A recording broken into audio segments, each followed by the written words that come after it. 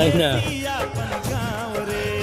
पिताश्री कहते नहीं हमारे कि हाँ वीडियो बनाओ, हम तो चुपे चोरी बनावत नहीं हम तो मालूम चल गए। लेकिन किसान मैंने एक नंबर के किसान बनी हमारे बाबूजी, खेती में एकदम भिड़ल बनी, सारा घास निकाल देनी। मकई देखा दो। हाँ मकई बोल बा, मकई हो रहा बाल।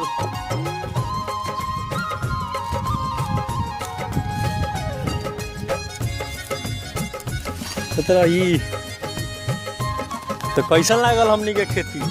हाँ ये सब हमार प्रयास नहीं थे, ये हमारे बाबूजी के प्रयास भाई सब, हमारे में कुछ प्रयास नहीं थे। आई देख लो हमारे बाबूजी एकदम सब घास के पीछे पड़ गल बनी, सब घास निकाल के फेंक देवे के बाद। काथी के खेती हो? मूंग के हो। मूंगवा नाश हुआ तो हो ही कितना बजे घास बर्बाद तो मतलब अब एको मूंग लुका था घास के चलते। अब ये किसान हो। हाँ किसान हो, पूरा देश के जियावे नहीं। छोट हो किसान हो के चाहे बड़ किसान हो के, किसान तो किसाने होला, उ जब तक ना करी तब तक भूखे मर जाई लोगन। तो कैसन लागल हमार बाबूजी के ई खेती किसानी?